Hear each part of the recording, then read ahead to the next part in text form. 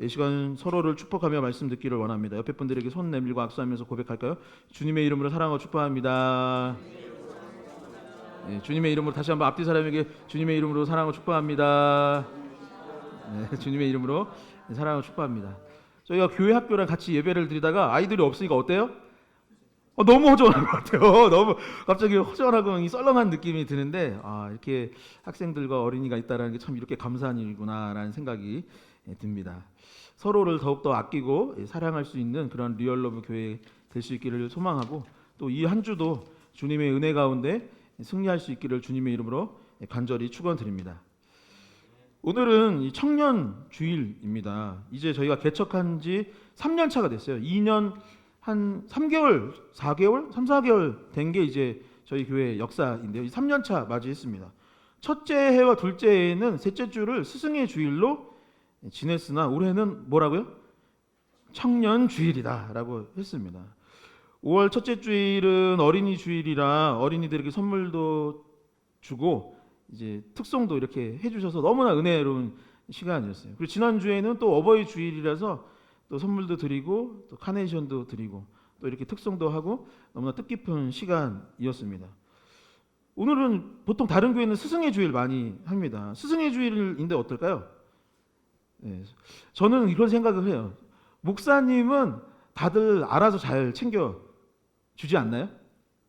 네, 너무 잘 챙겨 주는 게 일반적인 교회의 모습인 것 같습니다. 제가 오늘은 목소리가 너무 좋은데 사실 요 석 달 동안 올해 들어서 몸살 너무 많이 걸리는 거예요. 그래서 목도 계속 쉬어가지고 찬양도 안 나고 기억하시겠지만 막 이렇게 해서 들국화의 전인권 씨처럼 창법을 바꿔서 부르고 했는데 제가 나았었어요. 목소리 많이 좋아졌죠. 우리 저희 안드레진 선교사님이 도라지 즙을 챙겨 주셔가지고 그거 먹었더니 진짜 건강해지고 목도 좋아진 것 같아요. 그것뿐이겠습니까? 사실 목회자들은 너무 많이 잘 챙겨주시고 옛날에는 또 이렇게 목회자들이 힘들고 어렵게 살 때가 있었지만 또 지금은 또 보세요 몸이 너무 넉넉하게 잘 지내고 있는 것 같습니다. 그런데 보면 어떻습니까? 그 유엔에서 청년의 개념을 바꿨대요. 18세부터 65세가 청년이다라고 이제 바꿨답니다. 왜냐하면 정말로 그만큼 우리의 생애가 길어졌고 건강도 많이 좋아졌습니다. 그런데 교회에서 어린이도 챙기고 어버이도 챙기고 하는데 이 중간은 어떤가요? 교회에서도 일 제일 많이 하시는 분들이 주로 그 분들이고 사회에서도 막 진급하고 자영업하고 힘들고 고단한 삶을 사시는 분들이 그들인데 이 교회에서도 이렇게 나몰라를 할 때가 많이 있는 것 같습니다. 그래서 올해는 청년 주일 하게 됐어요. 풍선을 달지도 못했고 이제 급하게 꽃도 이렇게 준비는 했지만 푸릇푸릇하게 청년이라서 이렇게 푸릇푸릇하게 달기는 했지만 뭐 특성도 없고 좀 간소화된 것은 있지만 삶을 살아가고 주님의 일들을 하는 분들에게 여러분 한번 격려의 박수, 수고 많다고 격려의 박수 이렇게 해주면 어때요? 수고 많으십니다. 참고로 저도 청년입니다. 어린이 주일과 어버이 주일 보내면서 이제 벌써 보름 정도 그렇게 이제 절기 특별 예배를 드렸는데 사실 2주 전 저희는 무엇을 하고 있었냐면 마태복음에 나와 있는 예수 그리스도의 설교, 산상수훈 설교를 함께 나누고 있었습니다. 예수님께서는 이 산상수훈 설교를 통하여서 우리의 정체성이 무엇인지를 알려주셨어요. 우리에게 뭐라고 하시는지 기억나세요? 너희는 세상에 그렇죠, 빛이다. 너희는 소금이다 라고 했습니다. 세상이 썩어가는 거예요. 그리고 맛을 잃어가고 있는 것입니다. 그 맛을 다시 내고 썩어져가는 것을 정화시킬 수 있는 존재가 누구냐? 바로 저와 여러분들이 그 역할을 해야 된다라고 예수님은 말씀하셨던 거예요. 세상이 점점 어두워집니다. 세상이 점점 악해지는 거예요. 그 세상 가운데 빛을 비출 수 있는 존재가 무엇이냐? 예수 그리스도, 세상의 빛 대신 예수 그리스도를 믿고 우리 역시 세상의 빛으로 변화되어서 세상을 밝힐 때 세상에 하나님의 나라가 도래할 수 있다라고 말씀해 주셨던 것이죠. 그러면서 예수님께서는 다음과 같이 말씀하셨습니다. 마태복음 5장 20절의 말씀을 함께 봉독해 보도록 하겠습니다. 함께 읽겠습니다. 내가 너희에게 이르노니 결코 천국에 들어가지 못하리라. 아멘. 여러분, 옷에 지저분한 것을 잔뜩 묻은 사람이 제가 막 이렇게 뭘 묻힌 거예요. 묻히고 상대방을 향해서 이렇게 말해요. 야, 너 깨끗이 좀 하고 다녀. 라고 하면 그 사람이 뭐라고 할까요? 아니, 너나 잘해. 너가 지저분한데 뭘 누구 보고 뭐라고 하는 거야? 라고 해주시죠. 사실 정치인들이 존경받아야 될 위치에 있는데 요즘 정치인들 많은 사람들 존경하나요, 안 하나요? 대부분 존경할 만하지 못하다고 합니다. 왜 그럴까요? 알고 봤더니 앞에서는 막 세상을 위해서 내가 이 연사 이렇게 외칩니다. 변화시키겠습니다. 하지만 뒤로는 알고 봤더니 그렇지 못한 삶을 살아가는 경우들이 많기 때문입니다. 우리가 목에 십자가 달고 자동차 룸미러에다가 이렇게 보통 십자가 이렇게 모형도 달고 그러지 않습니까? 성경책도 끼고 다니고 해요. 그런데 우리가 나가서 말하는 거예요. 우리는 세상의 빛과 소금인데 여러분 예수 그리스도를 본받아 살아가세요. 그러면 사람들이 뭐라고 할까요? 우리가 그에 맞게 살아가면 그 말에 수긍을 하겠지만 우리가 그렇지 못하게 살아가고 있는데 그 말을 한다면 아무도 우리의 말을 듣지 않을 것입니다. 그래서 예수님께서는 뭐라고 했냐면 당시 종교 지도자였던 서기관과 바리새인보다 낫지 아니하면, 오늘날로 치면 뭐예요? 여러분들이 어떤 목회자나 신학자들보다 낫지 아니하면 안 된다라고 얘기하셨던 거예요. 그래서 예수님께서는 뭐라고 하셨냐면 더 나은 삶을 위해서 함께 고백해 볼까요? 하지 말라. 다시 한번 하지 말라. 하지 말아야 할 것을 하지 않는 것이 너무나 중요하다라고 했던 거예요. 노하지 말고 상대방을 헐뜯거나 욕하지 말아라라고 했던 것입니다. 간음하지 말고 음란한 마음도 품지 말라고 해 주셨던 것이죠. 오늘 이어지는 말씀도 마찬가지입니다. 예수님께서는 우리가 하지 말아야 할 것이 무엇인지를 계속해서 알려주시고 또한 하지 말아야 할 것을 하지 않는 동시에 무엇을 해야 소금과 빛이 되는지, 우리의 의가 서기관과 바리새인보다 더 나아지기 위해서 무엇이 필요한지, 어떤 삶을 살아야 하는지 알려주고 계신 것이죠.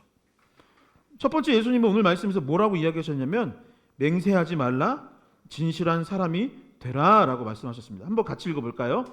맹세하지 말라, 진실한 사람이 되라. 그죠?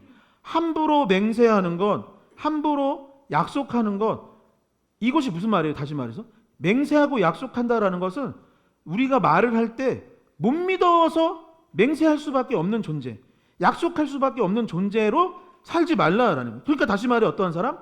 진실한 사람, 믿을 만한 사람, 신뢰할 수 있는 삶을 살아감으로 말미암아 맹세하고 약속하는 것을 멈추라라고 했던 것이죠.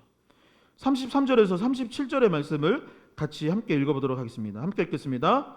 또 옛사람에게 말한 바 헛 맹세를 하지 말고 내 맹세한 것을 주께 지키라 하였다는 것을 너희가 들었으나 나는 너희에게 이르노니 도무지 맹세하지 말지니 하늘로도 하지 말라 이는 하나님의 보좌이며 땅으로도 하지 말라 이는 하나님의 발등상이며 예루살렘으로도 하지 말라 이는 큰 임금의 성이요 내 머리로도 하지 말라 이는 내 한 터럭도 희고 검게 할 수 없음이라. 오직 너희 말은 옳다 옳다 아니라 아니라 하라. 이에서 지나는 것은 악으로부터 나느니라. 아멘. 우리가 살아가면서 이 말을 쉽게 내뱉는 경우들이 꽤 많이 있습니다. 가끔 어떤 사람들을 보면은 말을 할 때 못 알고 말을 하냐면 욕을 달고 말하는 분들이 있나요, 없나요? 있어요. 그냥 뭐라 할까요? 야, 이거 맛있다. 참 음식 잘했다. 하면 되는데 그 앞에다가 막 욕을 하다가 야, 이 맛있다. 이런 식으로 얘기를 하는 거예요. 뭐 그렇게까지 할 필요도 없는데 뭐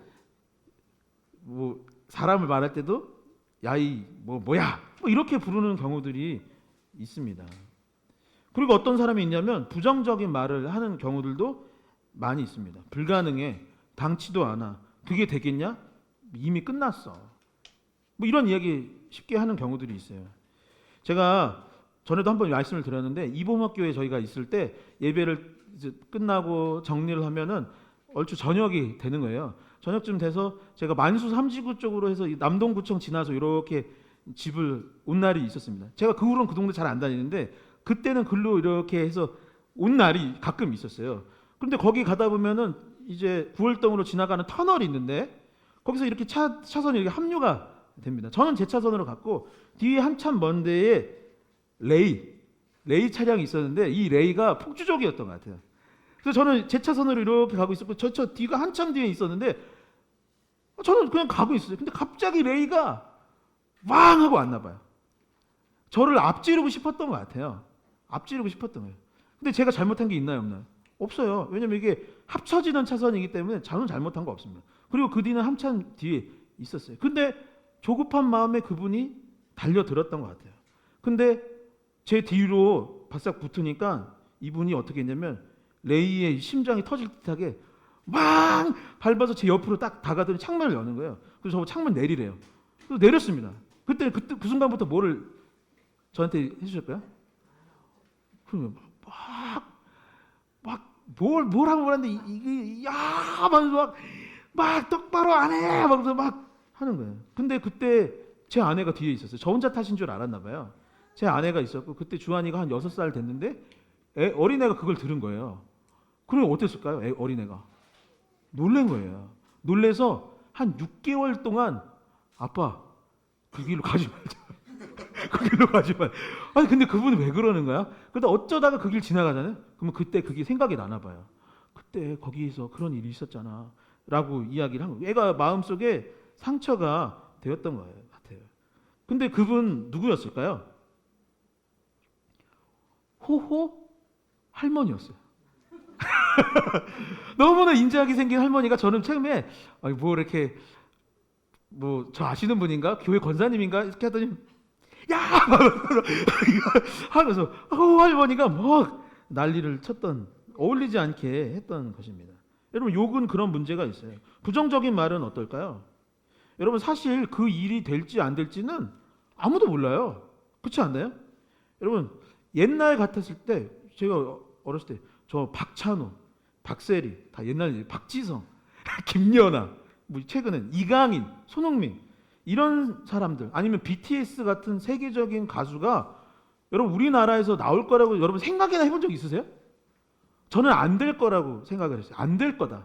제가 실용음악 학원을 다닌 적이 있었는데 제가 이 서양 음악을 어떻게 한국 사람이 그들의 마음에 맞게 할 수 있겠냐. 절대 못한다라고 저는 생각을 하면서 부정적인 생각을 가졌을 때가 있었는데 지금 어떤가요?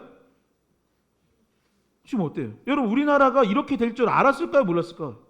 아마 많은 사람들이 옛날 같았으면 우리나라가 이렇게 될 것이라고 생각했던 사람은 별로 없었을 거예요. 근데 사람들이 어떻게 하냐면 불가능하다고 말로 내뱉기 시작을 하는 겁니다. 그거는 불가능해. 능치 못함이 없다고? 하나님 안에서 그게 가능하다? 아니야, 그럴 리 없다라고 내뱉는 경우들이 많아서 다 중단해버리고 멈춰버리는 경우들이 많이 있는 것이에요. 도전하지도 못하고 포기하는 경우들이 너무나 많이 있는 것입니다. 그리고 문제가 뭐예요? 욕을 했을 때 그 순간 제가 그 얘기 듣고 어떻게 했을까요? 마음으로는 참았지만 진짜 쫓아가서 한마디 할까? 지금 아내가 하지마 해서 참았지 으악 했는데 여러분 욕은 어떻게 되면 욕이 전염이 되는 거예요. 부정적인 말은 어떨까요? 부정적인 말도 전염이 될까요? 안 될까요? 전염이 됩니다. 여러분 맹세와 약속은 어떨까요? 다른 말들과 마찬가지로 우리가 조심하고 신중해야 되는 것이 바로 맹세와 약속입니다. 오래전 이스라엘 사람들은 맹세를 악용을 했대요. 하나님의 이름을 망령되게 일컬으면 안 된다는 것을 알아서 다른 것들을 가지고 쉽게 맹세를 했던 거예요. 내가 하늘에 맹세코 하는데 내가 당신을 위해서 이것을 해줄 테니 걱정하지 마세요. 내가 저 바다를 걸고 맹세를 하는데 걱정하지 마세요. 내가 내 머리를 내 육체를 걸고 맹세할 테니까 걱정하지 말고 나를 따르세요 라고 했어요. 그런데 아까 말씀드렸듯이 여러분 사람 일은 어떻게 될지 알아요 몰라요? 모르는 거예요. 아내가 될 사람한테 물 한 방울 안 묻힌다고 맹세를 해야 돼요 말아야 돼요? 너무 이게 문자적으로 해석하면 안 되지만 마음이야 그럴 수 있죠. 마음이야. 그런데 그런 변수가 있어요 없어요? 변수가 있을 수 있는 거죠. 제가 좀 우스갯소리로 이 얘기를 했지만 변수라는 것은 너무나도 많이 있습니다. 우리가 살아가다 보면은 그 말을 안 지키고 싶어서 안 지켰던 것이 아니라 어쩔 수 없이 못 지키는 경우들도 있고 또 하고 싶었지만 하지 못하는 경우들도 있는 것이죠. 여러분, 그렇게 함부로 맹세하고 약속해서는 안 되는 이유가 두 가지 있는데, 첫 번째 방금 말했던 것처럼 누구도 미래를 장담할 수 없기 때문입니다. 한 회사의 대표가 자기가 아끼는 직원이 있어서 그 직원한테 그렇게 말을 했대요. 내가 은퇴를 하기 전에 꼭 약속할게. 당신에게 이 회사를 물려주고 싶은 마음이 있네 라고 했던 것입니다. 그런데 결과적으로 그분이 은퇴할 때 회사를 맡길 수 있었느냐? 맡기지 못했다고 그래요. 왜 맡기지 못했을까요? 더 좋은 직원이 나타날 수도 있는 거예요. 그리고 그 회사가 뭐 주식회사라나 이런 공동으로 책임을 져야 하는 상황이라면 그분 혼자 결정할 수 없을 수도 있는 것입니다. 그러니 변수가 많이 있기 때문에 함부로 맹세를 해서는 안 되는 것이죠. 두 번째, 하나님의 이름으로 맹세하지 않는다 할지라도 예수님이 뭐라고 했냐면, 사실 모든 것이 하나님께 속한 것이기 때문에 무엇을 걸고 내가 이렇게 하겠다라고 말하는 것은 불가하다라고 했던 것이에요. 이스라엘 백성은 아까 말씀드렸듯이 본문에 나와 있지만 하늘과 땅과 예루살렘 등 뭔가 중요한 것들을 걸고선 약속을 했던 거예요. 그런데 여러분, 그 모든 것을 창조하시고 그 손길이 닿은 것은 누구의 손길이 닿은 것들이에요? 다 하나님의 손길이 닿아 있는 거예요. 내 몸 역시, 나의 인생 역시 하나님의 손결과 손이 닿았기 때문에 그것을 걸고 맹세한다라는 것은 사실 그분의 이름을 망령되게 일컫는 것과 크게 다르지 않으니 함부로 하지 말라라는 것입니다. 그럼 이런 생각을 할 수도 있을 것 같아요. 문자 그대로 받아들여서 맹세나 약속을 절대 하면 안 되겠구나. 어떤 것에 사인을 하면은 안 되겠구나. 절대 약속하지 말아야지. 뭐 그럴 수도 있고 말할 수도 있어요. 뭐 이렇게 말해야겠지? 라고 할 수도 있을지 모르지만 예수님은 그렇다고 그것은 아니라는 거예요. 여러분 37절을 한번 다시 보시기 바랍니다. 37절에 뭐라고 했냐면, 오직 너희 말을 옳다 옳다 아니라 아니라 하라, 이에서 지나는 것은 악으로부터 나느니라. 다시 말해 무엇이냐면, 하나님의 이름이나 하나님께 속한 무엇을 걸 것이 아니라 내 말이 옳다면 옳은 것이고 아니다 하면 아닌 것이 되게 하라는 거예요. 이게 무슨 말일까요? 이렇게 하기 위해서 무엇이 필요할까요? 무엇을 걸고 맹세하지 않을 만큼 사실 내가 무엇이 되어야 돼요? 진실한 사람이 되라는 거예요. 그러니까 이 맹세하지 말라라는 것을 약속하지 말라라는 것을 문자 그대로 해석할 것이 아니라 이 말씀의 본래의 의도는 뭐예요? 내가 진실한 사람이 되라는 거예요. 내가 신실한 사람이 되라는 거예요. 내가 신뢰할 만한 사람이 되라는 것입니다. 말을 함부로 하지 말라는 거예요. 말에 무게가 있고 삶의 진실함이 묻어나고 그만한 깊이와 믿음과 영성과 신뢰가 될 만한 인생을 살아가는 것이 바로 그리스도인의 삶이 되어야 한다는 것입니다. 맹세, 약속을 했을 때 이 사람이라면 반드시 지킬 수 있는 사람이구나. 함부로 약속하는 사람 아니야. 이 사람은 함부로 이야기하는 사람 아니야. 말을 함부로 날리는 사람이 아니야. 이 삶의 태도를 보았을 때 나는 이 사람과 같이 동업하고 싶어.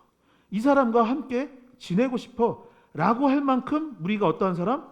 진실한 사람, 신실한 사람, 신뢰가 가는 사람이 되라고 말씀하셨던 것이죠. 사랑하는 성도 여러분, 예수 그리스도를 본받아 신실한 사람이 될 수 있기를 축원드립니다. 진실한 사람이 되기를 축원합니다. 그래서 아무개 집사님이라고 한다면 그분은 믿을 만한 사람이지. 그분은 예수 그리스도를 본받은 사람이지라고 먼저 상대방이 칭찬할 수 있는 그러한 멋진 인생이 될 수 있기를 다시 한번 주님의 이름으로 간절히 축원드립니다. 두 번째, 예수님께서는 악한 자들을 대적하지 말라라고 했습니다. 나를 힘들게 하는 누군가, 악한 누군가를 공격하고 보복하는 것이 세상의 논리이지만 예수님께서는 그렇게 하지 말라라고 했던 것이죠. 38절에서 42절의 말씀을 함께 읽어보도록 하겠습니다. 함께 읽겠습니다. 또 눈은 눈으로 이는 인으로 갚으라 하였다는 것을 너희가 들었으나 나는 너희에게 이르노니 왼뺨을 돌려대며 또 너를 고발하여 속옷을 가지고자 하는 자에게 겉옷까지도 가지게 하며 또 누구든지 너로 억지로 우리를 가게 하거든 그 사람과 심리를 동행하고 내게 구하는 자에게 주며 내게 꾸고자 하는 자에게 거절하지 말라. 아멘. 제가 어릴 적 개그 프로그램을 굉장히 좋아했어요.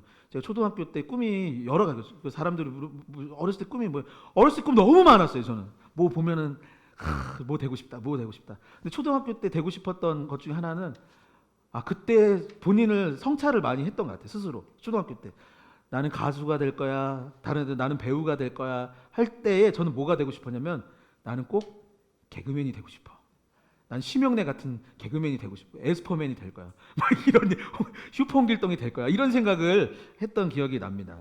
그래서 제가 즐겨봤던 프로그램이 뭐냐면 KBS에 아시는 분들 기억나시는 분들이 있을지 모르지만 유머 1번지라는 게 있었어요. 봉숭아학당이 아마 원래 거기서 나왔던 것 같아요. 원래 거기서 시작했어요. 개콘에서 시작한 게 아니라 원래 거기서 시작했던 것 같아요. 유머 1번지 거기서 뭐 동작 그만 또 뭐 있죠? 회장님 뭐 이런 거 있었어요. 기억나세요? 네로 25시. 지금 기억나면은 지금 곧 청년이 끝날 수도 이제 청년이 얼마 남지 않아요. 기억 나면서 안 난다고 하면 안 돼요. 할 수 있는데 제가 기억나는 게 그때 심영래 아저씨가 그랬나 누가 무슨 검객 같은 걸 한 거예요. 그리고 칼자루를 딱 꽂고서는 이제 어떤 다른 좀 연세 있으신 분을 찾아간 겁니다. 그러면서 칼을 윙 꺼내면서 뭐라고 하냐면 내 스승의 원수를 내가 갚기 위해다. 너를 가만두지 않겠다. 하고서 어떻게 했어요? 칼로 확 베인 거예요. 개그맨 같나요? 하나도 안 웃기네. 하고 딱 죽은 거예요. 근데 그 뒤에 누가 있었냐면 그분의 제자가 있었던 거예요. 그래도 10년 후 뭐 하더니 갑자기 또 그 어린 아이가 자라서 이제 심영래 아저씨 찾아가는 거예요. 심영래 아저씨는 이제 할아버지가 된 겁니다. 그때 또 칼자루를 하면서 내 스승의 원수를 갚기 위해 왔다. 하고서는 또 그 사람 핑 하고 또 윽 하고 온 거예요. 그 다음에 또 누가 올까요? 이 사람 제자가 또 나타나고 그래서 계속 칼자루로 핑핑핑 하다가 항상 흐지부지죠. 띠디디디디디 하고서는 이제 뭐 그러면서 왕왕왕와와와왕 하면서 끝나버리는 게 그 유머 1번지 내용이었던 것 같습니다. 이스라엘 구약 성경에 보면은 하나님께서 모세에게 동해 보복법이라는 것을 주었어요. 그게 뭐냐면 눈에는 눈, 이에는 이로 갚아주라라는 것입니다. 하나님이 그렇게 가르쳐 주세요. 눈에는 눈, 이에는 이다. 만약에 누가 너를 눈을 상하게 하면 어떻게 해야 돼요? 눈을 때려주라는 거예요. 이를 빠지게 하면 어떻게 돼요? 송곳니 빠지게 되면 똑같이 송곳니 뽑아주라는 거예요. 그게 하나님 방법이에요. 그게 하나님 뜻이었습니다. 지금도 보면은 중동 지역 왜 전쟁 안 멈춰요? 구약은 공유해요. 구약 성경을 공유합니다. 그 사람들도 구약 성경을 봐요. 그래서 그 사람들 지금 뭐 하고 있는 거예요? 동해 보복법 하는 거예요. 계속 지금 스승의 원수를 갚으려고 끝이 없는 게 지금 상황인 것입니다. 그런데 여러분 하나님께서 왜 이 법을 제정하여 주셨을까요? 원수 갚으라고 이 법을 주셨을까요? 사랑이 하나님이신데 여러분 왜 하나님께서 이 법을 주셨을까요? 그렇죠. 죄 짓지 말라는 거예요. 왜 도로교통법이 있죠? 교통사고 내지 말고 교통 질서 지키라고 만든 것이지 사실은 보복하고 벌하고 하려고 세금 뜯어내려고 만든 법이 원래는 아니지 않습니까? 내가 상대방을 공격하면 너도 아프게 될 거니까 공격하지 말고 죄 저지르면 너도 값을 치러야 되니까 하지 말라고 사랑하며 살으라고 지어주셨던 것이 동해 보복법이었는데 사람들은 법을 악용하기 시작했던 것입니다. 당신이 나를 아프게 하고 나에게 피해를 줬으니 나도 그렇게 해도 된다는 근거로 삼았던 것이죠. 법의 취지를 잃어버렸던 것입니다. 그래서 원수를 갚기 위해 찾아간 검객의 복수가 끝이 없었던 것처럼 상처가 상처를 계속해서 낳는 것입니다. 여러분 그렇다면 이 원수 갚음을 끊는 방법은 무엇이겠습니까? 전쟁을 멈추는 방법이 뭐예요? 눈에는 눈으로 이를 이로 악을 악으로 돌려주는 것이 아니라 어떻게 해요? 오른뺨을 치거든 왼뺨을 대줘라. 속옷을 달라고 하거든 당시 이스라엘 백성들에게 옷은 이불 같은 거예요. 겨울이 아니라 밤 되면 온도차가 너무 심해서 얼어 죽는다고 해요. 저체온증으로 죽는 게 그 당시 지형의 문제였던. 그러니까 하나님께서 불기둥, 구름기둥을 지켜주는 이유가 그런 이유 중에 하나라고 해요. 그런데 그 중요한 옷이 사실은 생명에 걸린 거예요. 근데 속옷을 달라고 하면 겉옷까지 달라고 해요. 오리가 몇 킬로미터인가요? 오리. 예? 그죠? 한 2km 정도네. 2km 같이 가달라고 하면 몇 킬로 가주래요? 10km. 가라고 했던 것입니다. 그리고 이 가르침은 다음 말씀으로 이어지게 되는데 그 말씀이 무엇인지 한번 같이 읽어보도록 하겠습니다. 예수님께서는 세 번째 이렇게 말씀하셨습니다. 한번 같이 읽어볼까요? 원수를 사랑하라. 원수를 사랑하라. 악을 악으로 갚지 말라 하셨습니다. 그럼 어떻게 해야 될까? 갚지 못하면 무엇을 해야 되는 거예요? 오리를 가자고 하는 사람한테 십리를 가주는 게 무엇이에요? 속옷을 달라고 하는 사람한테 겉옷을 주는 것이 뭐예요? 오른뺨을 치거든 왼뺨도 대주는 게 무엇이에요? 예수님께서는 그것은 곧 원수를 사랑하는 것이다 라고 했습니다. 43절에서 48절의 말씀을 한번 같이 읽어보도록 하겠습니다. 함께 읽겠습니다. 또 내 이웃을 사랑하고 내 원수를 미워하라 하였다는 것을 너희가 들었으나 나는 너희에게 이르노니 너희 원수를 사랑하며 너희를 박해하는 자를 위하여 기도하라. 이같이 한즉 하늘에 계신 너희 아버지의 아들이 되리니 이는 하나님이 그 해를 악인과 선인에게 비추시며 비를 의로운 자와 불의하는 자에게 내려주심이라. 너희가 너희를 사랑하는 자를 사랑하면 무슨 상이 있으리요? 세리도 이같이 아니하느냐? 또 너희가 너희 형제에게만 무난하면 남보다 더하는 것이 무엇이냐? 이방인들도 이같이 아니하느냐? 그러므로 하늘에 계신 너희 아버지의 온전하신 같이 너희도 온전하라. 아멘. 우리는 예수 그리스도의 십자가 사랑으로 말미암아 삶이 변화되기 시작했습니다. 맞습니까? 여러분 예수님의 십자가를 믿습니까? 안 믿나? 믿으신가요? 그리고 그 십자가로 인해 내 인생이 변화되고 있다는 것을 믿으십니까? 물론 원하는 만큼 안 변할 수도 있죠. 조금씩 점진적으로 우리는 성화되고 있는 것이지 단번에 확 바뀌지는 변하는 분은 그리 많지 않아요. 그러나 조금씩 예수 그리스도를 본받아 살아가고 있고 우리가 과거의 죄로 말미암아 하나님과 원수된 관계로 살았으나 오늘날 우리는 예수 그리스도의 십자가 사랑으로 말미암아 용서를 받았고 이제는 우리의 신분이 원수가 아니요 하나님의 자녀가 될 수 있게 됩니다. 여러분들 누구라고요? 하나님의 자녀가 된 거예요. 하나님의 아들과 딸이 된 거예요. 그러니까 아버지한테 도와달라고 하고 그분의 은혜를 구하는 것이 마땅하고 당연한 일이 될 수 있었던 것이죠. 여러분 우리가 예수님을 완전히 본받아 살아가고 있지는 않지만 함께 신앙생활하는 가운데 은혜를 누리고 우리는 점진적으로 성화되어 가고 있는 중입니다. 그리고 언젠가는 지금보다 더 예수 그리스도를 본받게 되어 갈 것이에요. 그리고 지금은 세상을 쫓아가는 마음들이 여전히 남아 있지만 세상으로부터 자유함을 얻고 초연함을 얻게 될 것입니다. 그리고 지금은 때로는 패배하고 무너지고 있기도 하지만 결국에는 승리하는 삶이 우리에게 약속된 것이죠. 그 모든 것이 무엇으로 인함이냐? 바로 예수 그리스도의 십자가 사랑이 있었기 때문인 것입니다. 여러분 5월은 가정의 달입니다. 가정이 시작되고 유지되고 천국과 같은 가정이 되기 위해서는 무엇이 필요하느냐? 사랑이 필요한 것이에요. 부모님이 건강하시고 아이들이 잘 자라고 내가 행복하기 위해서는 사랑이 가장 필요한 것입니다. 내가 십자가 사랑으로 인해 구원을 받았고 하나님의 자녀가 되고 변화하였다면 상대방, 내가 미워하는 그 원수도 변화될 가능성이 있어요, 없어요? 여러분 내가 생각했을 때 저 사람 원수잖아요. 어떻게 저 사람이 변화될 수 있을까 싶은데 여러분 내가 변화됐는데 저 사람이 변화될 가능성이 있어요, 없어요? 그래서 나는 변화됐다고 하는데 저 상대방은 변화되지 않을 것이라고 생각하는 것은 큰 오산인 것입니다. 여러분 동해 보복법이라는 것이 있다고 했어요. 그게 하나님이 제정하신 법입니다. 눈에는 눈이고 이에는 이로 갚아주라고 했어요. 그것이 세상의 논리가 되었고 그것을 우리는 그 말씀을 증거 삼아서 눈에는 눈, 이에는 이로 갚아주려고 하는 것이 인간의 마음입니다. 여러분 그런데 제가 물어보고 싶은 것이 있어요. 그것이 논리라면 눈에는 눈이고 이에는 이가 논리라면 제가 그분들한테 물어보거든요. 전쟁 중에 있는 그 사람들한테 내가 물어보고 싶은 거예요. 계속 싸우고 있는 그 사람들한테 내가 물어보고 싶은 거예요.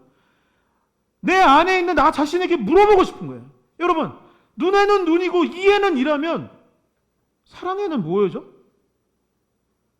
사랑은 뭐예요? 사랑에는 사랑인 거예요. 여러분 십자가 사랑에는 무엇으로 보답하는 거예요? 무엇으로 보복하는 거예요? 무엇으로? 보복이라고 하죠. 무엇으로 보복해 줘야 돼요? 십자가 사랑으로 보답해줘야 되는 거예요. 그런데 예수님이 뭐라고 했냐면 내가 너희에게 십자가 사랑을 주었으니 나에게 그것을 되돌려 주라고 안 한 거예요. 내가 말해줄게. 십자가 사랑은 나한테 주는 거 아니야. 나에게 잘해줄 필요 없어. 나를 존경하거나 나에게 잘해줄 필요 없어. 내가 너한테 말해줄게. 눈에는 눈이고 이에는 이지. 십자가 사랑 받았지? 그거 갚아줘야지. 어디다 갚아? 이웃을 사랑하라. 원수를 사랑하라. 서로 사랑하는 것이 나의 은혜에 보답하는 것이다. 나의 사랑을 갚아주는 방법은 무엇이냐? 이웃을 사랑하고 네 원수를 사랑하는 것으로 말미암아 동해보복법, 사랑은 사랑으로 갚아주라라고 했던 것입니다. 너희가 사랑하는 자를 사랑하면 무슨 사항이 있겠느냐? 세상에 속한 세리도, 가장 세상적으로 돈만 알고 살아가는 저 세리도 나 사랑하는 사람은 사랑해 라고 말했던 것입니다. 하나님을 모르는 이방인들도 그 정도는 다 알고 살아가는 거야. 네가 하나님의 자녀이고 네가 교회에 출석하고 있다면 그러면 너희 하나님 아버지의 온전함 같이 너희도 온전하라 라고 하셨던 것입니다. 제가 말씀을 정리하도록 하겠습니다.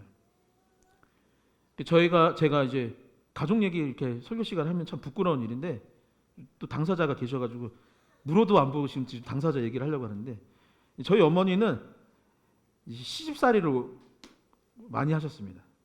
이제 잘 모르시는 분들이 지금 어머니 막 얼굴 표정이 일그러지기 시작하신 것 같아요. 그래, 아들아, 네가 알고 있었구나. 지금 이 표정이 지금 갑자기 하늘을 바라보면서 한마는 막 이 표정으로 잠깐 변하셨는데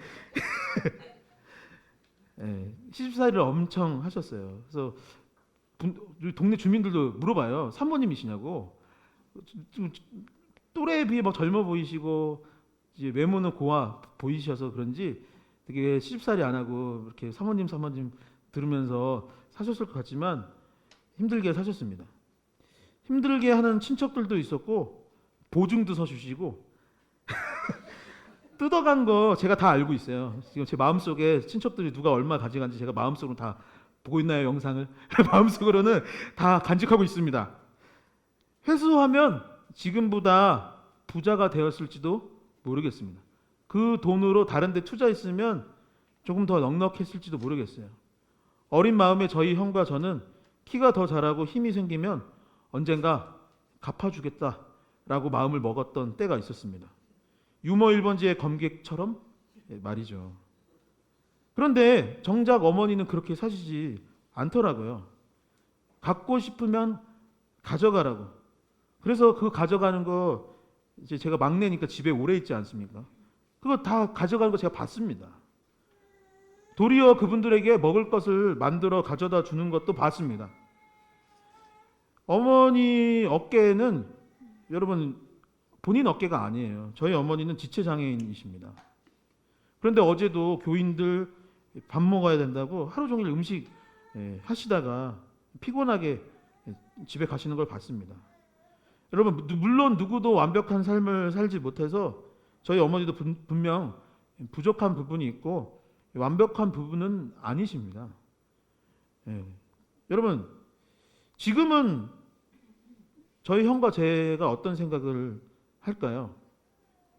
그때 그렇게 사이 안 좋았던 분들, 힘들게 했던 분들 다 기억하고 있지만 그분들과 어떻게 지내고 있을까요 지금? 결과적으로는 잘 지냅니다. 그리고 그렇게 그 시절 그렇게 했던 것을 그분들이 후회합니다. 미안해해요. 그리고 밥 먹자고 자꾸 전화 와요. 잘 안 만납니다. 미안해하고 후회합니다. 당신이 믿는 하나님이 궁금하다라고 하시는 분도 있고 실제로 저희 가정으로 인하여서 전도된 친척도 있습니다. 그래도 저 집은 예수 믿으니까 좀 다르긴 하구나 라고 하시기도 합니다. 이 가정의 달입니다. 가정의 달이라 자꾸 저희 아버지 얘기 자주 하게 되는데 지난 1월에 아버지 돌아가시고 나서 남긴 것들을 지금도 정리하고 있어요. 아버지가 남기신 것 중에 돈이 좀 있습니다. 돈이 조금 있더라고요. 그런데 돈이 남긴 것이 아니다라는 결론을 내게 되었습니다. 아버지가 남긴 것은 함께한 추억입니다. 아버지가 저에게 주신 유산은 어머니입니다. 그리고 제 형입니다. 그리고 부모님이 원수 갚지 않고 퍼준 것을 보았기에 남은 저희 형제도 사이좋게 서로 잘 지내고 있습니다. 제가 가진 것이 많지 않아 형한테 줄 것이 별로 없지만 형은 항상 덕우야 하면서 계속 퍼주려고 애써서 미안하기도 합니다. 여러분, 악을 갚지 않고 원수를 사랑하는 것이 당장에는 손해인 것 같지만 멀리 보면 큰 이득이고, 이득이 안 된다 한들, 내가 좀 손해를 본다 한들, 나를 사랑하고 나를 위해 죽기까지 하신 예수님이 그리 살으라고 하시니 그렇게 살아도 되지 않겠습니까? 정 원수를 갚고 싶다면 제가 원수 갚는 법을 성경에서 찾았는데 제가 알려드리겠습니다. 하나님께서 사도 바울을 통해서 로마서 12장 20절에 다음과 같이 말씀하셨습니다. 한번 같이 읽어보도록 하겠습니다. 함께 읽겠습니다. 내 원수가 줄이거든 먹이고 목말라 가든 마시게 하라. 그리함으로 내가 순풀을 그 머리에 쌓아놓으리라. 아멘. 여러분, 이게 무슨 말일까요? 원수에게 더 잘해주랍니다. 그러면 원수가 부끄럽고 죄송하고 회개가 되어서 마치 머리 위에 숯불이 뜨끈뜨끈한 게 놓은 것처럼 어떻게 돼요? 스스로 부끄럽고 스스로 괴롭게 될 것이니 오히려 줄이거든 먹이고 목말라거든 마시라 했던 것입니다. 성도 여러분, 오늘 말씀을 기억하면서 진실한 삶을 회복하십시오. 신뢰할 수 있는 인생을 살 수 있었으면 좋겠습니다. 그리고 서로 사랑하는 저와 여러분들이 되시기를 주님의 이름으로 간절히 축원드립니다.